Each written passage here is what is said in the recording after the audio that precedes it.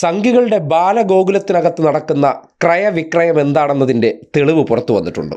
അധികം ചാനലിലൊന്നും വാർത്ത വരാൻ സാധ്യതയില്ല.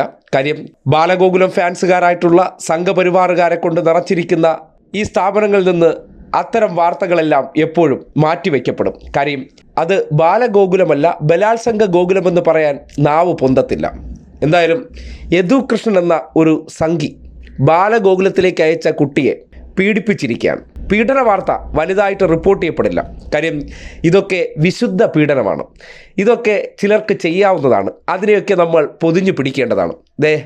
ഒരു കുഞ്ഞു സംഘിയാണ്, യദു കൃഷ്ണ എന്ന പേര്. ഇദ്ദേഹത്തെയാണ് പോക്സോ കേസിൽ ഇപ്പോൾ അറസ്റ്റ് ചെയ്ത് ജയിലിൽ അടച്ചിരിക്കുന്നത്. ബാലഗോകുലത്തിൻ്റെ കോട്ടയം കുമാരനെല്ലൂർ മേഖലാ കമ്മിറ്റി അംഗമാണ് ഈ മഹാൻ.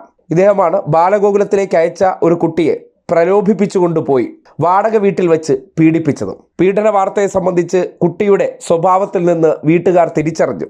പരാതിപ്പെട്ടപ്പോഴാണ് ബാലഗോകുലത്തിനകത്ത് നടക്കുന്ന ക്രയവിക്രയങ്ങൾ എന്താണെന്ന് പുറത്തേക്ക് വരുന്നത്. സാധാരണഗതിയിൽ മറ്റെവിടെയെങ്കിലുമൊക്കെ ഇത്തരം സംഭവങ്ങൾ ഉണ്ടാകുമ്പോൾ തിളച്ചു മറിയാറുള്ള കുലപുരുഷന്മാർക്കും കുലസ്ത്രീകൾക്കും ഈ പീഡനം അത്രത്തോളം പൊള്ളിച്ചിട്ടില്ല, വേദനിച്ചിട്ടില്ല. ആ ബലാത്സംഗ ഗോകുലത്തിൽ നിന്ന് പുറത്തിറങ്ങുന്നവർ ഏത് തരം മനോഭാവക്കാരാണെന്നും